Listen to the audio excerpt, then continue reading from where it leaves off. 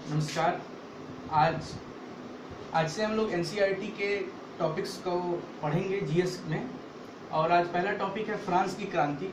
Europe में जो nationalism था, यूरोप में जो राष्ट्रवाद था, उसकी शुरुआत हुई थी फ्रांस की क्रांति से। फ्रेंच रिवॉल्यूशन इंग्लिश में कहते हैं, हिंदी में कहते हैं फ्रांस की क्रांति या फ्रांसीसी क्रांति। 1789 14 जुलाई से शुरू होती है और 18 जून 1815 को वाटरलू का युद्ध जब समाप्त होता है, उसके बाद इस क्रांति को अंत मानते हैं। इस क्रांति का राष्ट्रवाद हम पहले अपने वीडियोस में बता चुके हैं। जब भारत के राष्ट्रीय आंदोलन बता रहे थे तो उसमें हमने बताया था कि राष्ट्रवाद क्या होता है। राष्ट्रवाद अपने देश से प्यार ये तब उत्पन्न होता है जब कोई बाहरी आकर या फिर कोई अंदर का ही व्यक्ति शोषण करता है किसी तरह से। जो गरीब लोग होते हैं, जो जिनकी संख्या अधिक होती है, उनका जब शोषण होता है तो उस समय होता है ये। तो राष्ट्रवाद जो था फ्रांस की क्रांति में, उसमें दो चीजें आई थी, दो बातें आई थी। एक आया था ला पार्टी और एक होता है ली सिटोयन। ला पार्टी और ली सिटोयन ग्रीक वर्ड है। ला पार्टी का मतलब होता है फादरलैंड। जैसे इंडिया में होता है मदरलैंड, हम कहते हैं मदरलैंड, लेकिन फ्रांस में फादरलैंड का कहा जाता था इसको। और ली सिटोयन का मतलब होता है द सिटीजन, यानी कि नागरिक। फादरलैंड और नागरिक यानी द सिटीजन, ये दो चीजें आई थी निकल के फ्रांस की क्रांति से। और समाजवाद फ्रांस की क्रांति से ही विश्व में आया। और फ्रांस की क्रांति के बाद ही सोशलिज्म का पूरे यूरोप में फैलाव शुरू हुआ। तो हम देखते हैं कि फ्रांस की क्रांति के कारण क्या थे। फ्रांस की क्रांति को हमने 4 कारणों में डिवाइड किया है। एक है राजनीतिक कारण यानी कि पॉलिटिकल कॉज, दूसरा है आर्थिक कारण इकोनॉमिक कॉज, तीसरा है सोशल कारण सामाजिक कारण सोशल कॉज, और चौथा एक है दार्शनिकों का प्रभाव या विचारों का प्रभाव। तो राजनीतिक कारण में ये था कि जो सत्ता थी उस समय, जो राजा थे वो निरंकुश हो गए थे। माना जाता था कि जो राजा है उसको सारे अधिकारों का भोग करने का पूरी आजादी है, वो कुछ भी कर सकता है। और राजा उस समय ये जो छूट मिली थी, इसके चलते निरंकुशता बढ़ गई थी शासकों में। राजकोष का दुरुपयोग होने लगा था।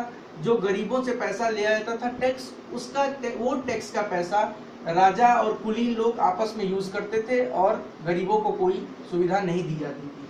आर्थिक कारण में ये था कि उस समय 1789 जब ये घटना हुई, फ्रांस की क्रांति हुई, उसके पहले इंग्लैंड से युद्ध चल रहे थे फ्रांस के। तो इंग्लैंड से युद्ध चल रहा था। जब भी युद्ध चलता है तो रिसोर्सेस यूटिलाइज होते हैं, चाहे वो राशन हो या फिर आर्टिलरीज हो, जो भी हो। तो इसके चलते इंग्लैंड के साथ जो युद्ध हो रहा था तो राजकोष धीरे धीरे खाली हो रहा था। देखिए, राजकोष 2 तरीके से खाली हो रहा था फ्रांस की क्रांति में। पहला खाली इसलिए हो रहा था क्योंकि राजा जो थे, जो सम्राट थे या फिर जो भी रॉयल फैमिलीज थी, वो उसका दुरुपयोग कर रहे थे, तो इसके चलते राजकोष खाली हो रहा था। दूसरा कारण ये था कि इंग्लैंड के साथ जो युद्ध हो रहा था, इसके चलते कोष खाली हो रही थी।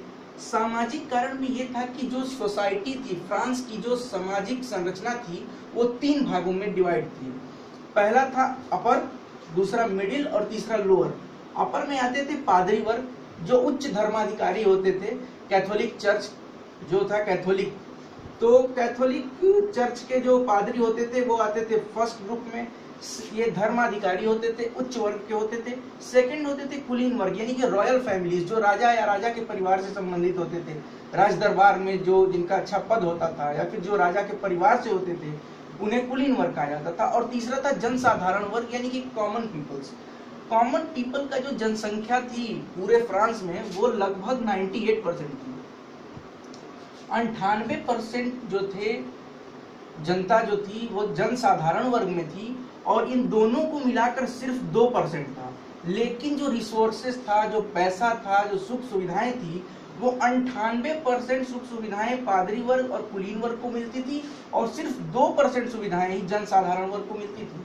सबसे बड़ी बात थी कि ये जो दोनों वर्ग थे, जो फर्स्ट स्टेट था और सेकंड स्टेट था, यानी कि पादरी वर्ग धर्माधिकारी, कुलीन वर्ग यानी कि शासक वर्ग या फिर शासन में साथ देने वाले दरबारी, इनसे कोई भी टैक्स नहीं लिया जाता था। सुविधाओं का उपभोग ये 98% करते थे। जनसंख्या इनकी 2% थी, टैक्स 0% था, कोई टैक्स नहीं देना था। जनसाधारण वर्ग, जनसंख्या 98% है, सुविधाएं 2% है, और टैक्स 100%, सारा टैक्स इन्हीं को देना था। रोड टैक्स से लेकर के जितने भी तरह के टैक्सेस होते थे, सारे के सारे टैक्स जनसाधारण वर्ग। चौथा जो कारण था वो था सामाजिक जो विचार थे। उस समय रूसो और मॉन्टेस्क्यू दो फिलोसफर हैं। रूसो ने किताब लिखा है सोशल कॉन्ट्रैक्ट। ये पूछता है कई बार सोशल कॉन्ट्रैक्ट यानी कि सामाजिक समझौता किसकी लिखी हुई किताब है। तो सोशल कॉन्ट्रैक्ट जो किताब थी उन्होंने रूसो ने लिखी थी, और मॉन्टेस्क्यू ने किताब लिखी थी स्पिरिट ऑफ लॉज। लॉज मतलब कानून। तो रूसो ने लिखी सोशल कॉन्ट्रैक्ट और मॉन्टेस्क्यू ने लिखी स्पिरिट ऑफ लॉज। इन दोनों किताबों का बहुत ज्यादा इसमें जो विचार थे इनका प्रभाव पड़ा जनसाधारण वर्ग पर। इन्हें पता चला कि हम ऐसे इस कंडीशन में जी रहे हैं, इसके जिम्मेदार हम खुद हैं। अब हम बात करते हैं कि फ्रांस की क्रांति के कारण हम जान लिए। अब हम जानना चाहेंगे कि फ्रांस की क्रांति की शुरुआत कैसे हुई। फ्रांस की क्रांति की शुरुआत 14 जुलाई 1779 को बास्तिल की घटना से हुई। बास्तिल एक जेल था, उस जेल में आग लगा दी गई, जेल को तोड़फोड़ कर दिया गया बास्तिल में। तो यहाँ से शुरुआत हुई थी फ्रेंच रिवॉल्यूशन की। स्टार्टिंग में देखिए 1789 में सदन का अधिवेशन हुआ। सदन जो था फ्रांस का जो सदन था वो 3 भाग में वो भी था। तीनों वर्ग के रिप्रेजेंटेटिव्स वहां रहते थे। फर्स्ट वर्ग, पहला वर्ग पादरी वर्ग के रिप्रेजेंटेटिव वहां मौजूद थे, दूसरे कुलीन वर्ग के, तीसरे भी। लेकिन इस अधिवेशन में क्या किया गया, सदन का जो अधिवेशन 1789 में होता है, इसमें क्या किया गया कि नया कर लगाया गया। पहले ही मैं बता चुका हूं कि ये दोनों वर्ग कर से मुक्त थे। ये जो कर लगाया गया सिर्फ और सिर्फ जनसाधारण वर्ग के लिए। अब जनसाधारण वर्ग के जो रिप्रेजेंटेटिव्स थे इस सदन में, इन लोगों ने इसका विरोध किया। तो 1789 के सदन के अधिवेशन में इन लोगों ने विरोध किया। टेनिस कोर्ट की शपथ एक आता है, इसमें मिर्बो जो थे वो लीडर थे। संविधान के निर्माण के लिए एक मीटिंग थी। टेनिस कोर्ट की शपथ इसको बोलते हैं। एक मीटिंग थी, संविधान के निर्माण के लिए लोग इकट्ठे हुए थे मिर्बो के नेतृत्व में। और 27 जून 1789 को एक संयुक्त बैठक की गई, यानी कि फर्स्ट, सेकंड और थर्ड सदन के तीनों हिस्सों के रिप्रेजेंटेटिव्स की एक संयुक्त बैठक 27 जून 1789 को राष्ट्रीय सभा में होती है और इस पर विचार किया जाता है। तो जो तीसरे जनसाधारण वर्ग के रिप्रेजेंटेटिव्स हैं, इन लोगों ने कहा कि हम संविधान निर्माण करना चाहते हैं और जो राजतंत्र है इसको हम हटा के लोकतंत्र करना चाहते हैं। 9 जुलाई 1789 को संविधान सभा का प्रस्ताव पारित होता है और संविधान का निर्माण की काम चालू होती है। इसमें होता क्या है कि लोकतंत्र की स्थापना होती है। ये 9 जुलाई 1789 संविधान सभा के तहत जनरल स्टेट जो था, यहाँ जो बैठक थी इसमें एक जनरल स्टेट उसका नाम दिया गया था। इसका जो नेतृत्व कर रहे थे वो काफी कट्टर लोग नेतृत्व कर रहे थे, कुछ कट्टरपंथी नेता थे। इसमें एक नाम आता है मैक्सिमिलियन रॉबर्सपियरे का। मैक्सिमिलियन रॉबर्सपियरे का नेतृत्व था। ये एक कट्टर शासक था, ये शासक बन ही गया था, ये कट्टर लीडर था, क्रांतिकारियों का ये नेता था, कट्टर क्रांतिकारियों का। इसके परिणाम स्वरूप इसका जो राज था उस राज को बोलते हैं रेन ऑफ टेरर। रेन मतलब राज, आतंक का राज, उसको बोलते हैं रेन ऑफ टेरर। मैक्सिमिलियन रॉबर्सपियरे का जो राज था वो था आतंक का राज।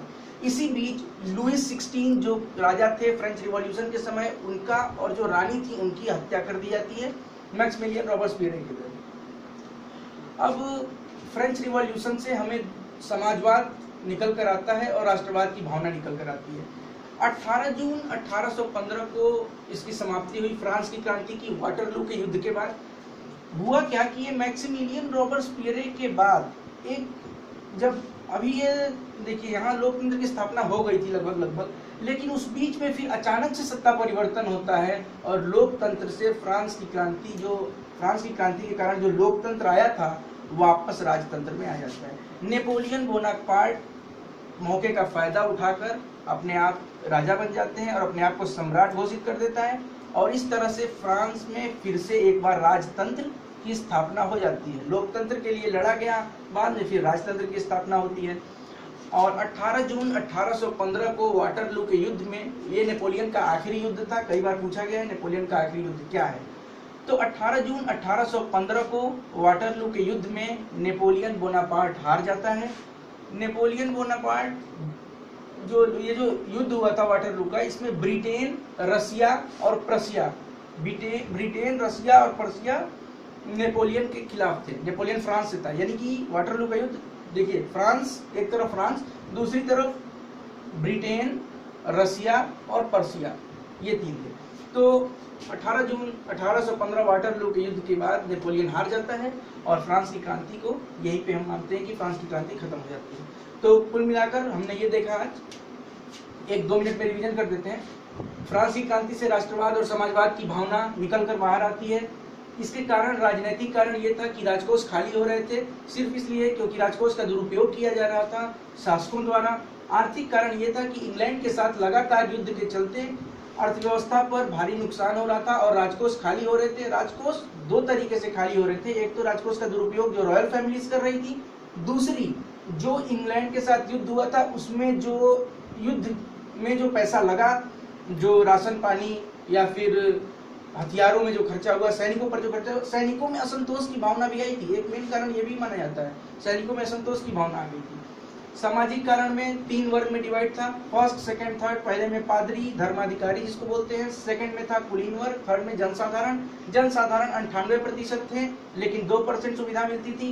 ये इनके पास सारे के सारे धन, 98% धन इन 2 ग्रुप्स के पास था और इनको टैक्स नहीं देना होता था, इनको टैक्स देना होता था। 1789 सदन का अधिवेशन होता है, नया कर लागू होता है। थर्ड स्टेट यानी कि जनसाधारण वर्ग के जो रिप्रेजेंटेटिव होते हैं वो मानने से इनकार कर देते हैं, विरोध होता है। संविधान निर्माण के लिए 27 जून को बैठक होती है और 9 जुलाई 1789 को संविधान सभा चुनी जाती है और लोकतंत्र की स्थापना होती है।